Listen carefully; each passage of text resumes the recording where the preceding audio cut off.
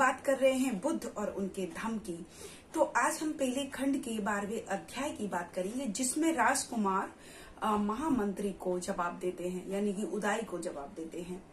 तो वो पवित्र परंपरा से परिपूर्ण होते हुए, यानी कि और उनके निरर्थक विचारों को सुनकर वो मेघ गर्जना की तरह ऊंचे स्वर में उनसे कहते हैं कि आपके इस निसिक्त की भाषा आप ही के योग्य है, और मैं आपको ये एहसास करा दूंगा कि आप मेरे बारे में जो सोच रहे हैं वो बिल्कुल गलत समझ रहे हैं, गलत सोच रहे हैं।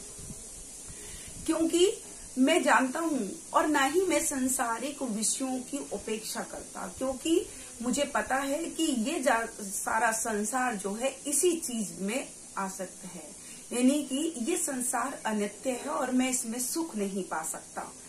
आप अगर स्त्रियों का सौंदर्य स्थायी भी है तो भी वो उनकी इच्छा के अनुसार मौज मस्ती में आनंद मनाना किसी बुद्धिमान व्यक्ति का स्वभाव नहीं होता। और आप जो कहते हैं कि बड़े बड़े लोग इन विषयों में आसक्त रहे, बड़े बड़े लोग इंद्र और बृहस्पति और इस तरह के जो आपने उदाहरण दिए वो इन चीजों में इन्वॉल्व रहे, तो उनका अनुसरण करना ठीक नहीं, क्योंकि अंत में वो विनाश को ही प्राप्त हुए। क्योंकि जहां क्षय है और जहां संसारिक वस्तुओं से लगाव है, तो वहां महानता नहीं हो सकती, वहां यथार्थ नहीं हो सकता। तो ऐसे सिद्धार्थ गौतम कहते हैं और कहते हैं कि आप जो कहते हैं कि स्त्रियों के साथ छल कपट करने से प्यार जताना चाहिए, तो मैं इसको पूरी तरीके से गलत मानता हूं। क्योंकि शिष्टाचार के साथ अगर छल कपट किया जा रहा है तो भी ऐसे आचरण पर धिक्कार है, ऐसा मैं मानता हूं। और आप जहां यथार्थ नहीं, जहां सत्यता नहीं, और जहां चित्त जो है, जहां चित्त वासना के अधीन हो, जहां मन में वासना हो, जहां सत्य ना हो, तो वहां दोनों ही, चाहे वो स्त्री हो चाहे पुरुष हो, अगर वो दोनों ही एक दूसरे को धोखा देते हैं तो वो इस योग्य नहीं कि वो एक दूसरे की तरफ ठीक से देख भी पाए। उनके साथ समय बिताना तो बहुत दूर की बात है, वो एक दूसरे को देखे भी ना, ऐसा मैं मानता हूं। मैं जानता हूं कि स्त्रियों को उनके मान सम्मान उनको अच्छा लगता है, लेकिन उनके साथ धोखा करना ये सबसे बड़ा महापाप है, ऐसा वो कह रहे थे। अपने दृढ़ निश्चय के साथ उन्होंने ये बातें कही, जिससे उदाई जो थे वो निरुत्तर हो गए और वो राजा शुद्धोधन के पास जाकर उन्होंने वो सारा वृत्तांत जो उनके बीच में जो बातचीत हुई वो सारी राजा शुद्धोधन को बताई। राजा शुद्धोधन ने जब ये सुना तो वो इतने विचलित हो गए जब उन्होंने जाना कि मेरा जो पुत्र है, राजकुमार है, वो सांसारिक सुखों से विमुख हो गया है और उसको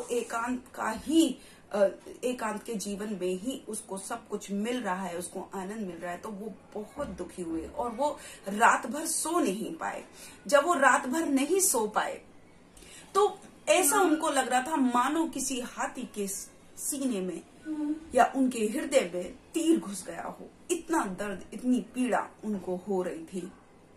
तो उदाई और राजा शुद्धोधन सभी मंत्रियों के साथ मिले और उन्होंने बिल्कुल एक एकांत में समय लगाया और बहुत सारा समय उन्होंने ये बात सोचने में लगाया कि हम राजकुमार को कैसे रोक सकते हैं या हम और क्या उपाय कर सकते हैं ताकि राजकुमार संसारिक सुखों में विलीन हो जाएं।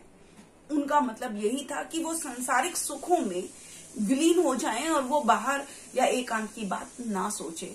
तो इस तरह से वो विचार करने लगे, लेकिन जब उन्होंने बहुत समय लगा दिया और वो विचार करते रहे तो उन्होंने ये देखा कि हमने हर सुख तो हर उपाय तो सिद्धार्थ गौतम या राजकुमार के ऊपर अपना लिया है।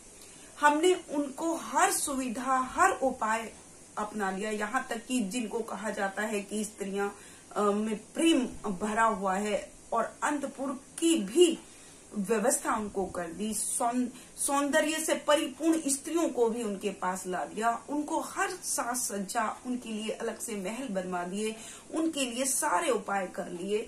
उसके बावजूद भी सिद्धार्थ गौतम अपने व्यवहार में और अपने जो उनका जो चित्त है उस पे बिल्कुल भी जरा सा भी असर नहीं आया।